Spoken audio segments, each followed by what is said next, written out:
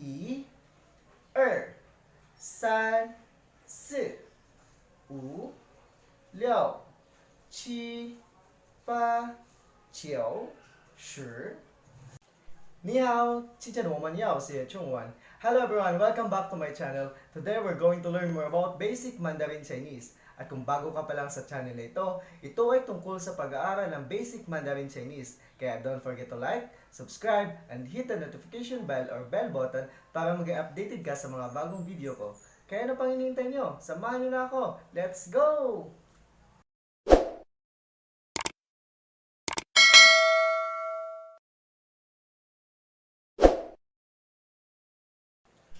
Our lesson for today is all about numbers. In Chinese, it is 数字. After learning this lesson, you will be able to say your mobile number or telephone number using Chinese Mandarin.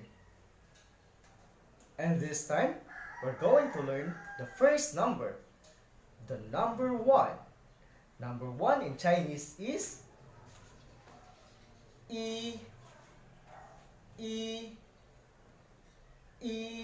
Again, number 1 in Chinese is 一. And the next number is number 2. Number 2 in Chinese is 二. Again, number 2 in Chinese is 二. And the next number is number 3. Number 3 in Chinese is 三. Again, number 3 in Chinese is 三.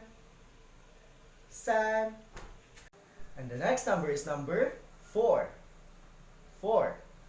Number 4 in Chinese is 四. Again, number 4 in Chinese is 四. And next number is number 5. Again, 5. 5 in Chinese would be 五. Again, 五. Next number would be 6. Again, 6. Number 6 in Chinese is 六. Again, 六. Again, number 6 in Chinese is 六. Next to 6 is number 7. Number 7 in Chinese is 七. Again, number 7 in Chinese is 七. Next to number 7 is number 8. Number 8 in Chinese is 八. Again, number 8 in Chinese is 八. And next to 8 is number 9. Again, number 9. Number 9 in Chinese would be 九. Again, 九. Again, 九. Number 9 is 九. And the last number for our lesson for today is number 10. Number 10 in Chinese would be 十. Again, 十. Again, 十. And this time, let us count the numbers from 1 to 10.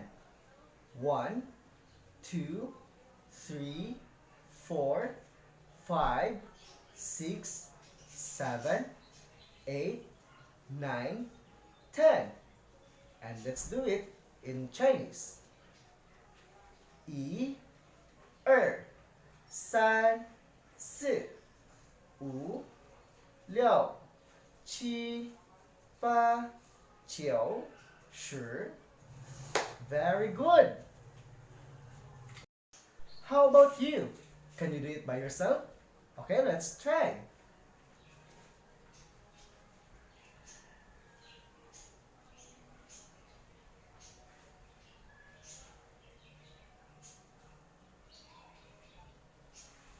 Very good. And this time, we will review the numbers. Number 1 is E. Number 2 is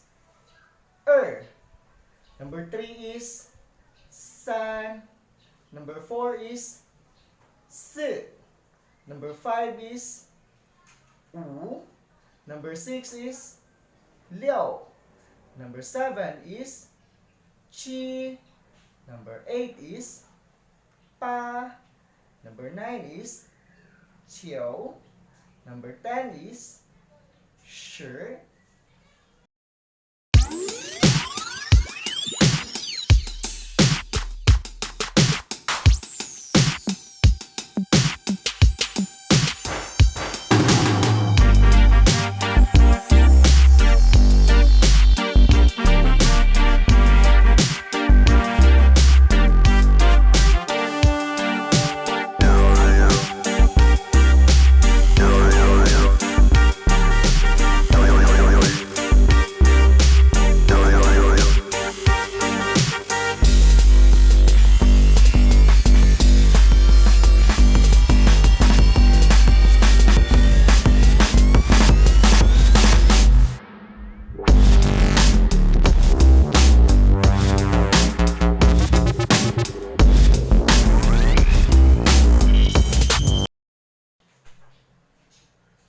And 0 in Chinese is Ling.